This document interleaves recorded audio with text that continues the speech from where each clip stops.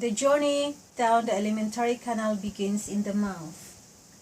Here, the food is broken down into smaller chewable pieces. Chewing breaks the food into pieces while saliva mixes with food to begin the process of breaking it down into a form our body can absorb and use. Rolling action of the tongue and secretion of saliva rolls food into a bolus. The saliva contains water, electrolytes, and antibacterial components and enzymes such as amylase. Amylase converts carbohydrates into sugar.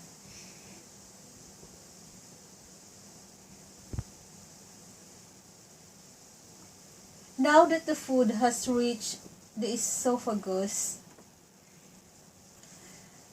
a wave of smooth muscle contracting occurs, pushing the food into the stomach.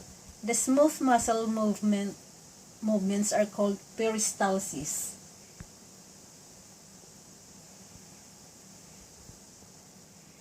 One of the most important functions of our stomach is to store food until it is digested.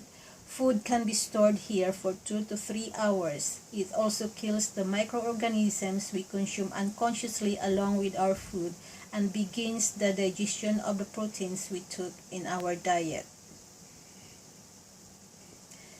The stomach secretes gastric juices such as hydrochloric acid, water, mucus, pepsin, and renin. The stomach secretes gastric juices such as hydrochloric acid, water, mucus, pepsin, and renin that continue the process of breaking down the food.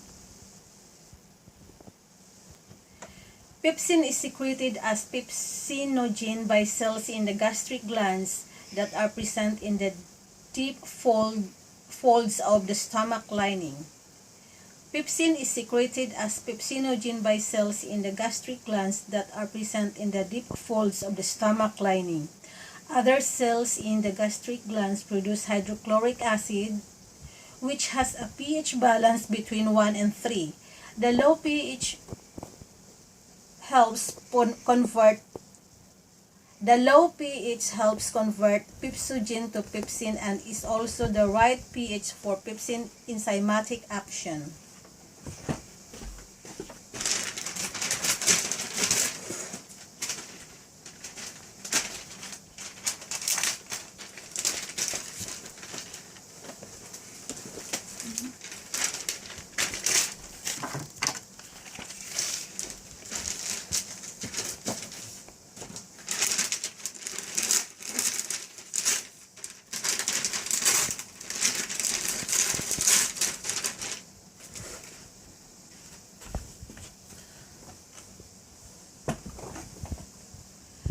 Hydrochloric acid also helps break the bonds holding the ingested contents together.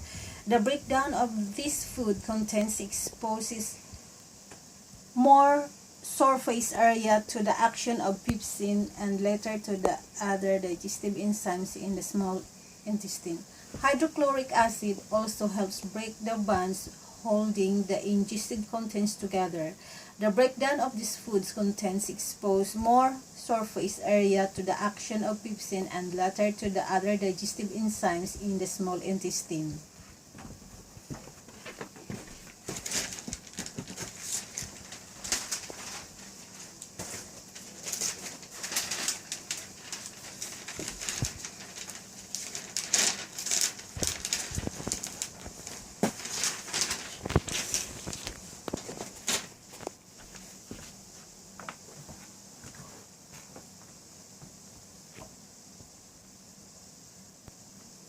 Contraction of the smooth muscles in the walls of the stomach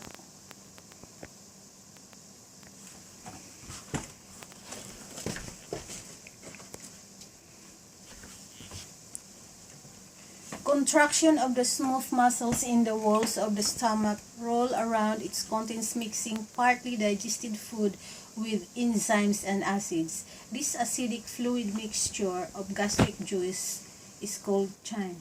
Contraction of the smooth muscle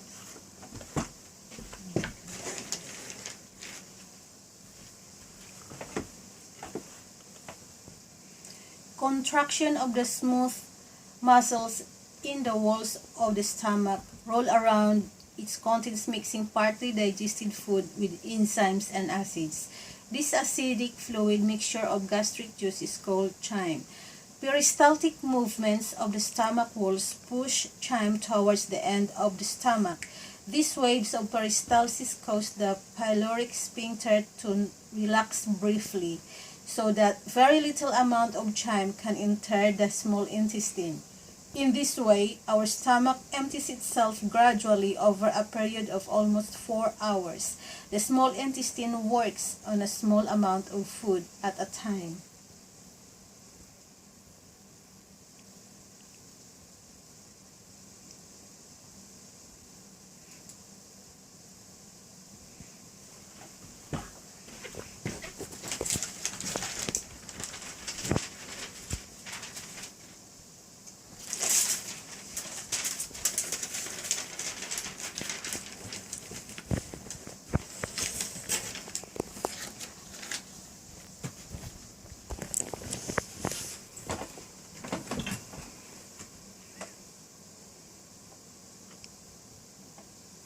Almost at 20 feet long, the small intestine is the workhorse of the digestive system.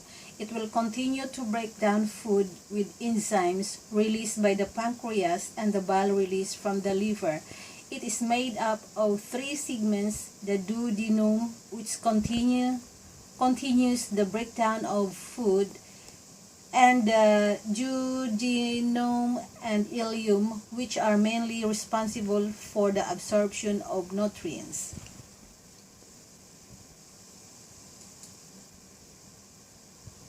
Aiding the digestive process is the pancreas. Among its other functions, the pancreas helps digestion by producing digestive enzymes and secreting them into the duodenum, the first segment of the small intestine. These enzymes break down protein, fats, and carbohydrates.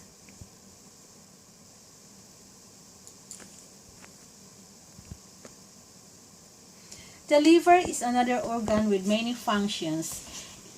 Its main responsibilities in the digestive process are to make and secrete bile and to process and purify the blood, which contains newly absorbed nutrients that are coming from the small intestine.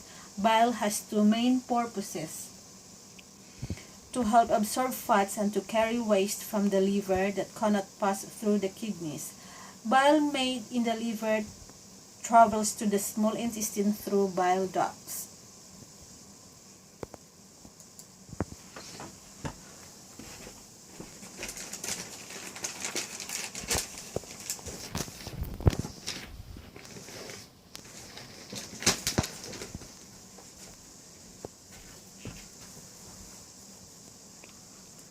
Next along the journey is the colon, or the large intestine.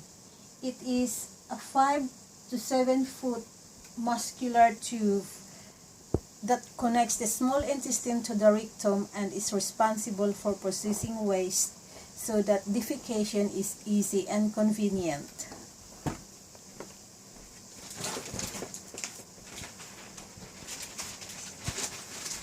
Ten seconds left. Okay. The recording. You go another. Maybe you can go.